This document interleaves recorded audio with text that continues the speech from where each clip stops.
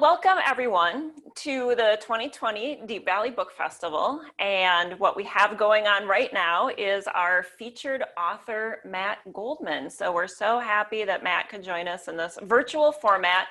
And what we're going to do today is just a little bit a Q&A back and forth. I'm going to act as the moderator, so to speak, and ask Matt some questions. And I think that everyone will be really pleased with what he has to say about the writing process. And by far, fabulously interesting story about how Matt came to write his novels. So Matt, welcome, first of all. Thank you, Rachel. It's nice to be here. Yeah, of course. Thank you for being here. So let's just start really quick to let people know that you have written novels. You have 4 novels to your name, all written in pretty quick succession in just the past few years. And so we'll get to a little bit more of that. But Can you just tell us a little bit about your novels? I mean, basically they feature one character. So what genre, what's going on there? What's kind of a summary of what your books are about? Well, I am in the general genre of crime fiction and the subgenre of private detective books. There are 4 books that focus on a private detective named Nils Shapiro. He is Minnesota based in the Twin Cities, and he narrates the novels. And the reason I chose a first-person narrator is because I had always wanted to write novels, but and I've been a professional writer for a very long time, but I've written television and mostly comedy TV. And I wanted to tell more serious stories with these books, but I really also wanted to not just throw away my 30 years of comedy writing experience. I didn't want to throw that down the drain. So I chose to write these books through Nils Shapiro, this character I've created, who does have a dry wit. It is one of the things readers comment on quite a bit. And so with his dry wit, he tells a serious story. I will agree with that. I had a chance to read your first novel, Gone to Dust, and I could tell, knowing a little bit of your background, Nils has some good one-liners there. So I thought, I can definitely hear the comedy writer part of you come through. Oh, good. I'm glad that did. Yeah. That was great. And so the first 3 books all take place in Minnesota. The first one starts when a woman in Edina is found murdered in her home. Hold your applause, everybody. I actually live in Edina, so I shouldn't do that joke. And it's an unusual crime scene because her body and most of the house are covered from the dust and dirt of hundreds of vacuum cleaner bags. And I know that sounds really weird, but the reason that is the case is because the killer contaminated the crime scene with all this dust and dirt that contains hair samples and DNA samples and fiber samples from so many places, it's impossible to isolate one killer. So Edina PD, there hasn't been a murder in Edina for a very long time. I wrote that book in 2015. It's still true. And they don't have any experience with a murder. So they bring in a consultant, a private detective who does have this experience, named Nils Shapiro. And the reason I created such a odd crime scene is because I wanted something that couldn't be solved in the lab. Like the CSI people are just like sitting in their van. They don't know what to do because they can't solve this one with science. So Nils, the reason I did this is so that Nils could draw on everything in his personal life to inform his investigation. So the reason I did that is so we could get to know Nils, because I really think it's about the character and characters more than the crime. The crime is the fun part and the interesting part and the thing that makes you turn pages. But these characters are the reason that you will come back book after book, I hope. Yeah, absolutely. And I appreciated that inventive crime scene too, as I was reading the book. And so, I mean, do you just sit there at night thinking, well, if I were to kill someone, wouldn't it just be, I would absolutely just put vacuum bag dust all over the place. Nobody would ever catch me. Well, no, you know, when the show CSI first came out and everybody was raving about it, I watched a few episodes, and I will admit to being a little jaded about TV things since I've worked on so many episodes, but I thought the show is really stupid, that there are crime scene people like chasing criminals down. And then I, just for my own amusement, I thought of crimes they could never solve. And this is one of the ones I came up with. And I thought of doing it for every book, like having a really odd crime like that. But I thought, what are the chances? I I would either have to have moved him around all over the country, or the world even, to find that many weird crime scenes, or I just come up with uh, slightly weird ones, but not that weird. I do refer to what got Nils his name, something called the Duluth murders that had happened a few years before Gone to Dust takes place.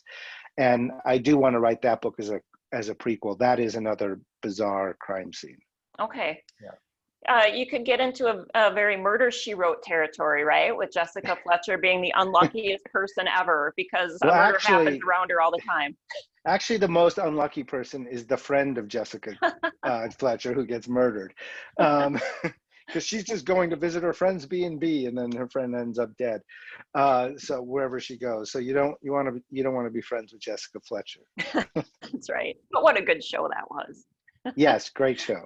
Yeah.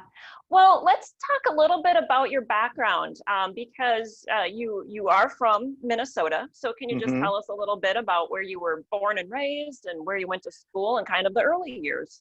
Yeah, I was born in Rochester, and my dad worked for Sears, and which is kind of like working for the military. They move you a lot, Hmm. but we moved all within the Midwest. So after a couple of years in Rochester that I don't remember, we moved to Mankato, which I barely remember. And after a couple of years of that, we moved to Beloit, Wisconsin, Downers Grove, Illinois, Highland Park, Illinois, Waterloo, Iowa, all that before the age of 11 when we moved back to Minnesota.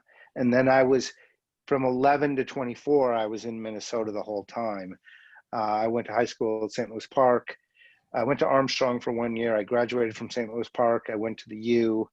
And I thought I was going to be a doctor.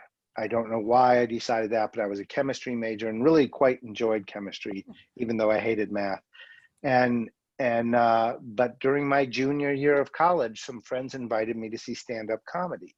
And I had never seen it before other than on the Tonight Show or something. This was before cable TV, or as cable TV was just starting.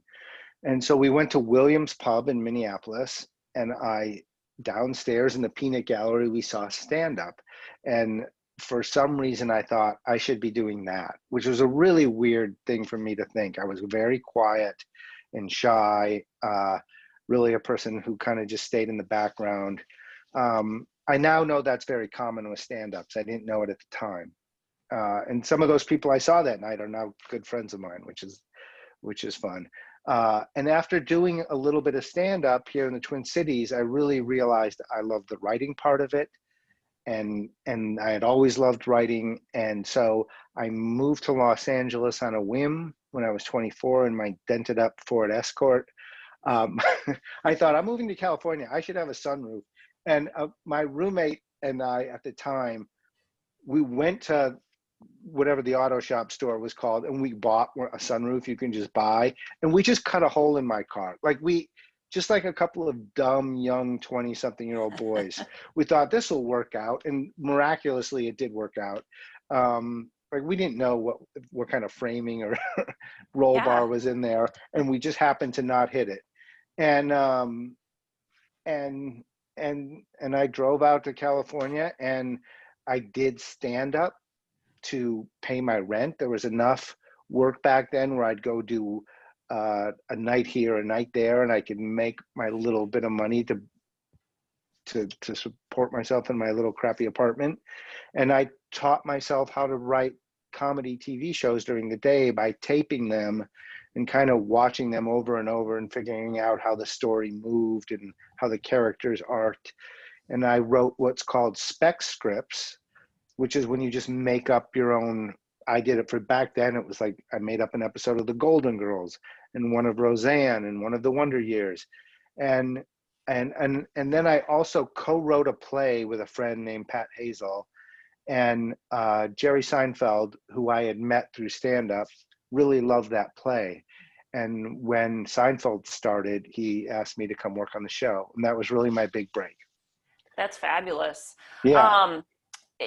And you and I had talked a couple of weeks ago as well, but you said, some people might see that as, wow, how lucky, or, you're kind of in on the ground floor of this hit TV show, but you laid the groundwork. I mean, it's much like any kind of writing or any kind of career, like you're doing the work day in and day out. And so it's a matter of Yes. good timing, really.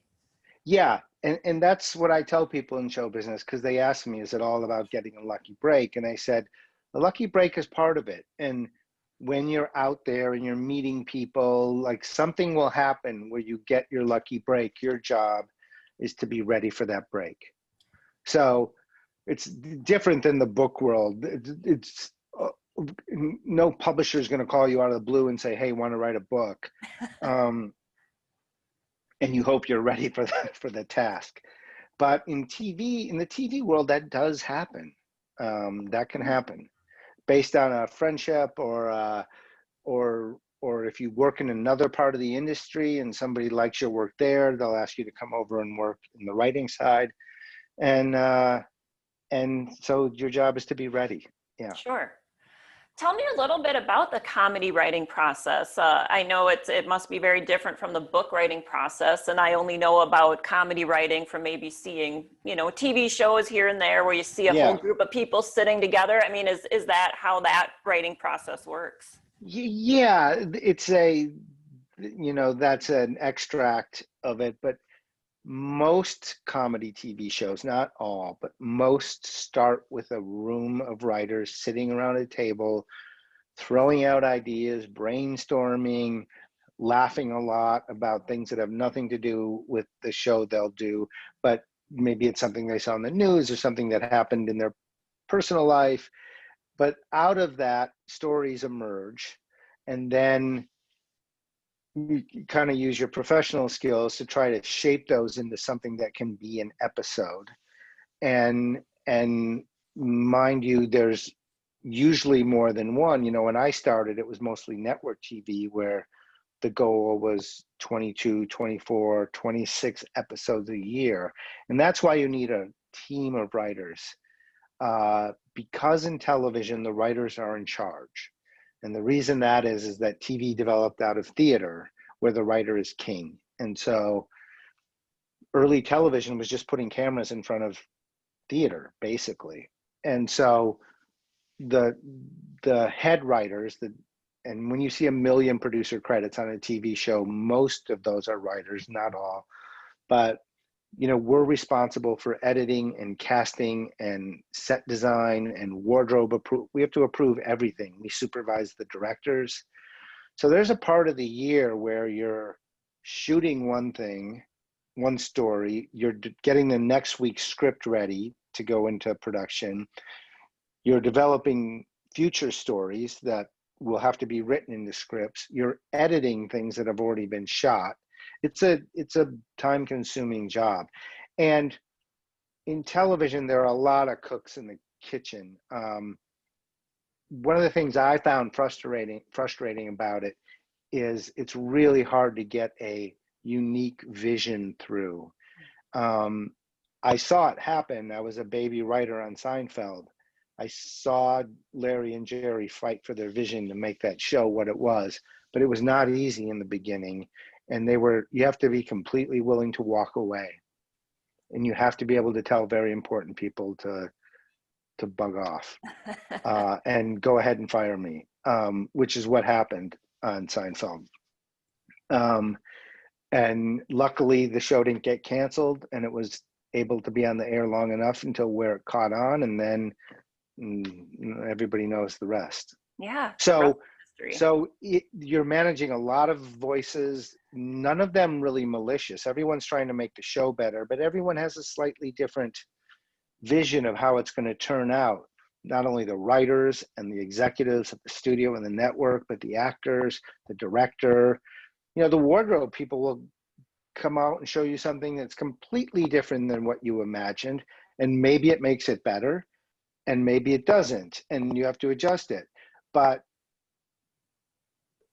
you have to manage all that. It's a lot of energy to get a vision through. In the book world, it's just you sitting in a room by yourself, and nobody's picking away at your vision. Yeah. So it's a much simpler process.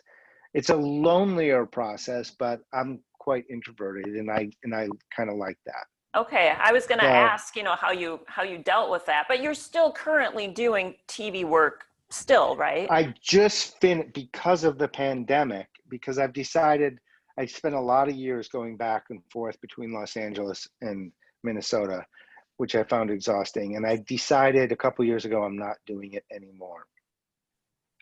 And I'm loving writing books. And fortunately, I get to keep writing books. So I thought I'm probably not going to work in TV again, but because of the pandemic, the writers' rooms are being put together on Zoom like this. Yeah. And so I was invited to work on a show, and I worked during the pre-production part of that.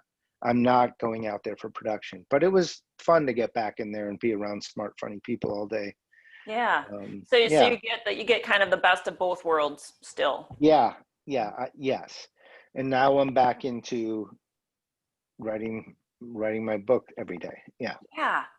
So so you're working in comedy all these years, TV all these years, at what point were you thinking, gosh, boy, I just really would like to write a book? Pretty early. Okay. Pretty early, I wanted to write books. Books have always been my favorite medium. I'm not saying they're better. I know they're not. There's really good work done in every medium and terrible work done in every medium. But I just like the intimacy of books. One writer, one reader connecting at a time. And I had always wanted to, but TV pays pretty well, and and I was and things were going okay. And really what happened, the big shift for me happened when something shifted in Hollywood, which was about 15, 16 years ago. The TV dramas got very good. Shows like The Wire and The Sopranos, Breaking Bad. It's a long list of shows. Even on network TV, shows like The Good Wife. TV got really good, and it changed the landscape of Hollywood, because it used to be, you want to work in film, that's the prestige thing to do. And if you can't work in film, then you go work in TV. But when those shows came out, all of a sudden TV was the thing, and TV was very cool. And in Hollywood, when something's cool, everybody tries to copy it. So the the comedy people wanted to be cool. And for me, when you got these characters that were always trying to act cool and quirky, and I love quirky, but it didn't feel grounded in any reality. And so it felt less human to me. And so I thought, oh, I'm missing the human part of comedy, but I see it in drama. So I think I'm going to move to drama. And to do my research to write drama, I started reading crime fiction, which I'd always been a big reader, but not crime fiction. And I called them big font books because all the titles had giant fonts on their, like the Da Vinci Code and Gone Girl. And so I thought, oh, that's not for me. But when I read it, I actually fell in love with crime fiction for the exact reason of what I was missing from comedy, and it was very counterintuitive to me as a writer, but I realized when you have a crime at the center of your story, like there's a dead body and then clues coming along, your character doesn't have to drive the whole story. Your character is dealing with the crime, and the crime can push things forward, and it gives your character and characters time to just be people, and you can focus on what makes them people, and you can focus on their relationships. And it doesn't have to all, because someone's going to call and say, hey, we got the prince off the gun, or whatever it is, and the story moves forward. And I really found that refreshing. And then when I read Raymond Chandler, who has a character named Philip Marlowe, who's kind of has a dry wit and great social observation as he investigates these murders and dark stories, I thought, oh, I see how I can find a place for my voice in this kind of story. It's not the same as Raymond Chandler's voice, it's mine, but I saw the architecture of it. And Sure. then instead of writing a drama script, I remember it was January of 2015. I was in Minneapolis. Both of my kids had just gone back for their second semesters of college. I knew I was going to work on a TV show in May, so I had this 4 or 5 month chunk of time, and it was 11 below. And I just sat down and started writing Gone to Dust, my first book. And I just like wrote it straight through for 4 months, and that was it. Yeah. And fortunately, I was able to find a good agent and a good publisher, and one book turned into 2 books, then 2 turned into 4, and now I'm doing 2 more. Yeah, you're so prolific. I mean, as far as just quickly being able to put out these books, you know, I mean, I'll speak for myself. I'm very jealous of that. Maybe something will rub off here, you know, as we're Well, talking. it's 1 a year, which is what they want. They don't want more than 1 a year. At least my publisher doesn't. And you know, if you write even a modest amount, 500 words a day, which is not easy in the beginning, but if the more you do it, it's like exercise, you get into it. And if you do it 6 days a week, that's 3,000 words a week. And if you write somebody help me with math, even a 90,000 word book, which is a pretty good sized novel, that's 30 weeks. It's a draft that has to be rewritten, but, and there's story problems to figure out along the way, but you can do it a little bit at a time. Yeah. It's easy to get intimidated by, if you had to just look at 400 blank pages, that's intimidating. If you look at 500 words a day, it's a more manageable concept. Yeah, it sounds so simple, doesn't it? But Yeah. then to put it into practice. No, and it is hard. You have days when you don't feel like doing it. You have days when you don't have any idea what happens next. I don't outline. So I have days like today. I've had a lot of good days in a row. Things have been moving around, and I woke up this morning, and I kind of knew it last night. It's like, I don't know what happens today. So I have to take a day and just sit back and think it through. And I did figure out what's going to happen, but I won't end up writing that till tomorrow. Okay, at least you have a plan. Yeah, I have a plan. I figure that in. I have a word count goal per week and per month. And I always put in a few days to not thicken my manuscript, but to work on the story and see how things are going. Sure. Yeah. So your latest book, it came out this year, right? Yes, this is it. It's called Dead West. Okay. And This is the.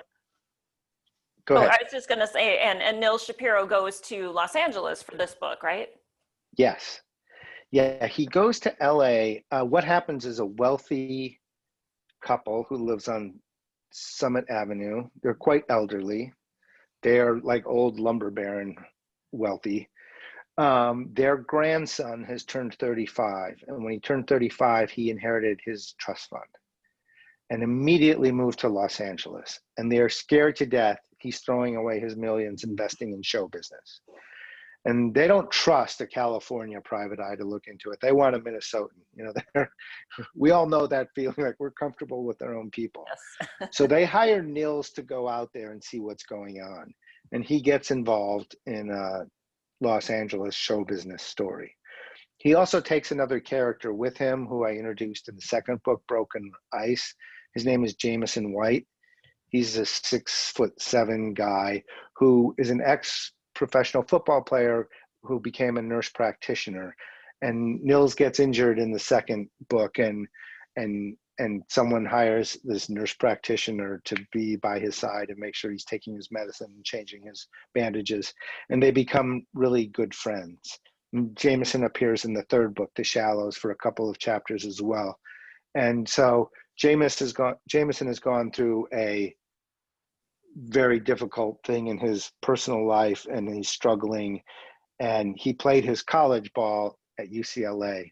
So Nils takes him out there with him in the hopes of getting him out of his funk personally. And also, Nils has never been to Los Angeles, so he needs someone who knows the city. Sure. And I found it, I wasn't intending to have this problem, or didn't suspect I'd have it when I was writing it, but realized during the writing, Nils is a Minnesota private investigator. And in Minnesota, we have a way of talking to each other. Sometimes people call it Minnesota nice, which is debatable whether that's a thing or not. But we are generally cordial with one another. And a tough talking, head busting PI just isn't going to get very far. If you want to go interview the neighbor of the murder victim and you talk like that, you better tell me what I want to know, or I'm going to bust your head in. The door will shut, and no, thank you. We don't want that around here.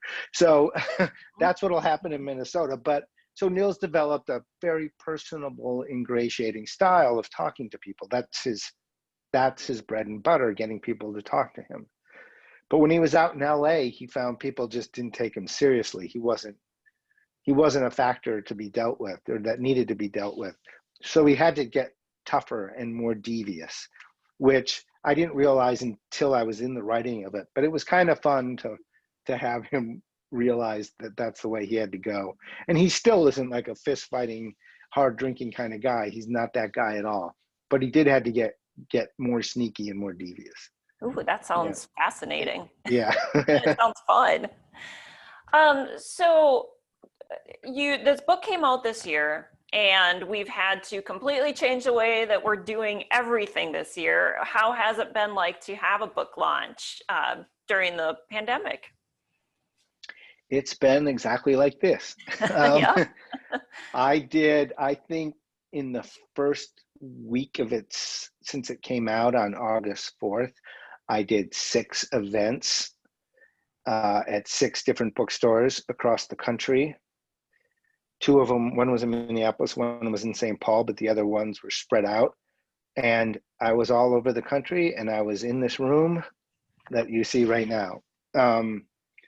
But it was nice because I got to talk to different people like I'm talking to you, and everybody has different questions, and that's interesting for me. And a lot of times on the live events, viewers could ask questions, which was nice. And potentially you get to reach a lot more people than the 30 people or 40 people in a bookstore, or sometimes less than that. And I would like to think, and some bookstores were already doing it. Like there's a famous mystery bookstore in Scottsdale, Arizona called the Poison Pen. They were already broadcasting out their book author appearances. But I think it would be nice for a lot of people to do that once we're all back in bookstores and doing these live again, which I hope for everybody's health is soon, that we will be able to use these platforms that most of us weren't very familiar with before to reach out. But it's nice, I'm hearing from a lot of readers on social media and things. So I know the book's getting out there, and it's getting nice reviews in nice places. And so I feel for the first time authors. I've only been a published author for 3 years, but this is my 4th book in 3 years. But at least I have a bit of momentum and a track record going. The people who are launching their first book during this, I think it's tough for them. And I hope that bookstores and publishers and libraries and book clubs kind of give them a relaunch when it's safe to do so. Yeah, that's a great idea. Yeah. And so you're still writing. You're currently writing. You said you have 2 books in progress, or 2 books planned? I just signed a contract for 2 new books. Okay. And these are not Nils books. Oh, I okay. Do will tell write more. I will write more Nils books. They're with the same publisher, Forge, which is part of Macmillan, and they are mysteries, but they're less procedural. They're not a PI. They're not cops. They're more of family, like a family. The first one is definitely a family mystery that a regular person stumbles upon Okay, and has to kind of wade his way through it. So, sure. yeah. So I'm about halfway through that book and really enjoying writing that one. So mystery seems to be your thing, you know, mystery, detective, that kind of thing. Is there anything that you would just love to write, but you know, you're busy doing these books and you have contracts. Like, what would you just love to something Yeah, else? I, just more like general literary kind of fiction. Mm-hmm. And I will write that. And a lot of that is crime fiction. It just doesn't get labeled as such. You know, like, I don't know if you ever read a book called The Goldfinch by Donna Tartt, I haven't read it, but I heard good things about it. but that's crime fiction. I mean, it like almost from page one, it's crime fiction. Um, a lot of books are. Uh, and, and, um, so, and I think these books are a step in that direction where they're they're more, you know, the like Where the Crawdads Sing is crime fiction, um, and and a ton of books are. So I just finished a book. Now I'm going to forget the name of it, by Ann Patchett. I am But forgetting the wasn't name it of it. wasn't it Commonwealth? Because didn't you Yes, mention it it to was me the last Commonwealth. time we talked? Yeah. It was Commonwealth. That in a way is crime fiction too. Um, there's there's and so I don't know if it's the publishers or the bookstores or who that likes to create the category, or maybe even the readers themselves, but there's a lot to explore out there.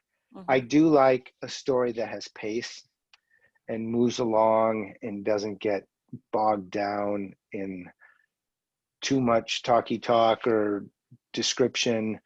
uh, and so crimes are good for for moving the story along. Yeah. Yeah, for sure. So you've had you achieved a lot of success as a TV writer, and you really walked and worked in those circles. You know a lot of famous people and celebrities, and you know kind of the world of TV. A lot of us are Hmm. engaged with it because we watch TV and Yeah. everything. So I'd imagine when people meet you, you know they like to talk to you about that and ask you questions about it. So you know how do you feel about that? Where on one side it gets people talking to you and maybe then you can kind of direct them to talk about your novels, or do you ever think, oh, I just wish people would talk to me more about my novels, you know? No, it's fine. I'm happy to talk about whatever. You know, we live in this increasingly um, plural society, which is uh, which is not a bad thing at all. But it gives us less. There are less things we have in common. And one thing TV really does is we can all touch the same thing. And you know, back when there were only 3 or 4 networks, it happened a lot more often. But on a show like Seinfeld, most people know what that show is. And because Larry and Jerry did such a good job with that show, it has such a strong universal appeal. I mean, my parents' generation, my generation, my kids' generation, everybody loves that show. People from New York love it. People from Arkansas love it.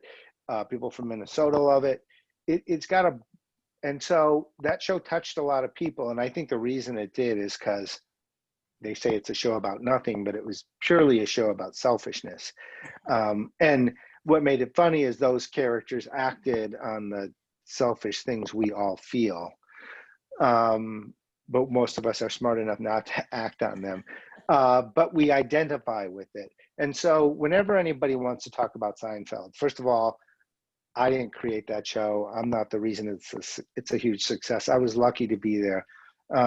So I don't feel like I'm being judged for what I did then versus what I'm doing now. And I was very lucky to be there when some really monumental stuff on that show happened. And I just happened to have a front row seat to it. And so I'm happy to talk about that. Yeah. Yeah, great. What kind of advice do you have for people? I know a lot of people watching this, they love to read, but I know that there's a lot of would-be writers out there, people that have book ideas, what kind of advice do you give to people who are maybe thinking about just starting out and actually getting some words onto paper?